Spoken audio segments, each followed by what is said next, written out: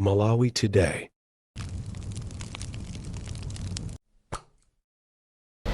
I had big problems with the DPP government, but not with the president. The machinery ya DPP inandizunza kwambiri, but not Peter Arthur Mutharika.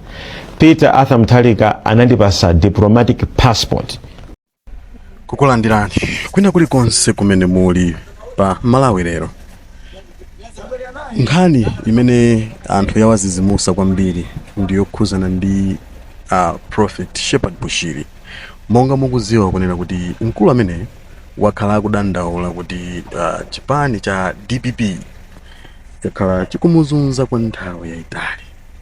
Iyeyo wakhala akudandaula mmoyo mwake kuti ngati kunali boma limene lamuzunza kwambiri ndi boma la DPP, ndipo iyeyo samafunanso kuti boma limeneli litabwereranso pa mpando.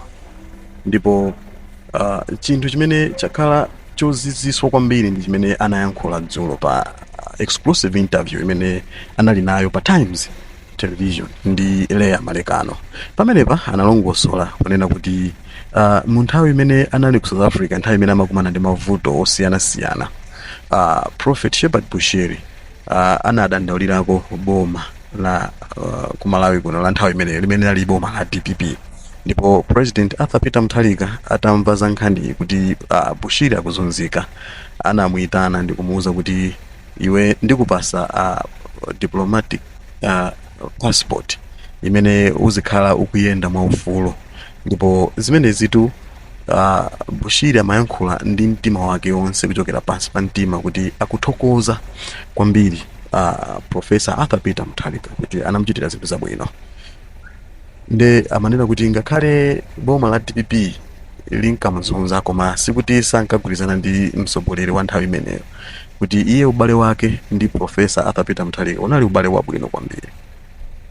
Zimene zena kumakhala nazo ndi mafunso potengera ndi zinthu zina zimene analongosolanso mu interview kunena kuti Bushiri anafikiridwa ndi anthu azipani zosiyana-siyana, zipani ziwiri zikulu zinamufikira kuti iyeyo akhale ngati running mate wake. Nde maziwa be anthu kuganiza samalesa. Nde apa titi ntingomva kaye kuti speech yake anayankhula motani. Pamavuto awa amene mmakumana nawo ku South Africa munadandaulirako dziko la Malawi akuluakulu amboma kuti ndikukumana ndi zinthu izi kuno. Woyambirira kuzandandaulira anali President Arthur Peter Mutharika. He is so much aware of what we are passing through. Ndimthokoze kuti atava zimenezo zonakamba mwina kupanga zimenezi zifa kuti akuona ngati we munthu wamba. Let me say this. I had big problems with the DPP government, but not with the president. The machinery ya DPP inandizunza kwambiri, but not Peter Arthur Mutharika. Peter Arthur Mutharika anandipasa diplomatic passport kuti you are not just an ordinary Malawian. In my government ikukulemekeza pa contribution imene ukupanga to the globe and mudziko muno. Then ukupasa diplomatic passport ndi mkazi wako. Ntadanda asanati mangeso nthawi imeneyo. Mwina akulemekezani. Okay? But that didn't change anything. You know, if you have got a diplomatic passport, pamakhala procedure kuti akumange kanga pale nkhani ina liyonse imene kuchitika pamakhala, they were supposed to use right ways and right routes. Okay? But they violated all those routes and procedures in South Africa. They violated all those routes because we complained. Popanga complain kwa President anthawi imene ya Peter Mutharika, tinaonesaso makalata sochokera ku Inspector General wa polisi ya South Africa imene analemba kuti I am writing this kuti munthu uyu akuzunzidwadi ndi a police awa follow. We have that letter, we presented that kunoko ku court ya kunoko komanso ku South Africa tinapanga present. Panaliso chikalata china cha Director General of Intelligence wa ku South Africa amene na yeso analembaso. So tinatenga makalata onsewo ndikuonesa president kuti mukuona makalata awa achokera ku boma la South Africa kuvomerezana nafe kuti tikumana ndi mavuto awa ndi anthu afolo amene kufuna ndalama. So because of that, when the former president was convinced kuti there was indeed something going on, anatipasa ma diplomatic passports kuti anyway you are a public figure, if they want anything else ndiwe Malawi atiuza kuti uli ndi mulandu.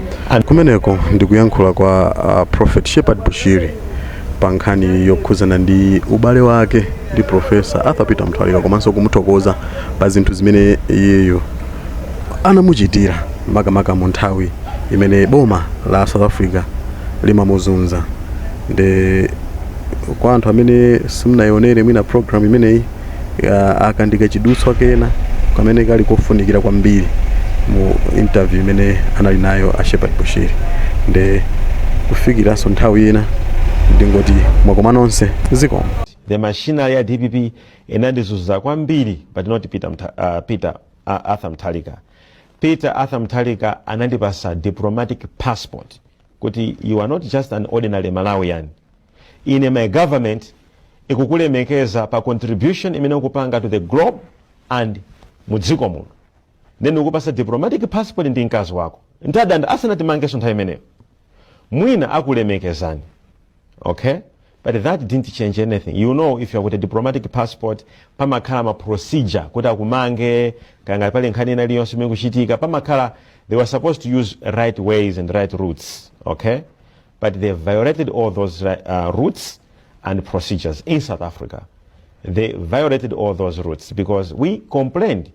Popanga complain kwa president anthawi imene ya Peter Mutharika, tinaonesaso makalata ochokera ku Inspector General wa polisi ya South Africa imene analemba kuti I am writing this kuti munthu uyu akuzunzidwadi ndi a police awa follow.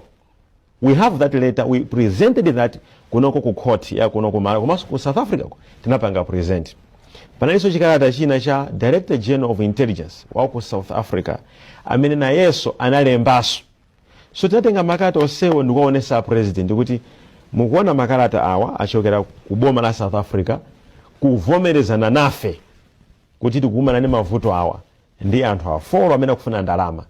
So because of that, when the former president was convinced kuti there was indeed something going on, anatipasa ma diplomatic passports kuti anyway you are a public figure, if they want anything else ndiwe Malawi atiuza kuti uli ndi mulandu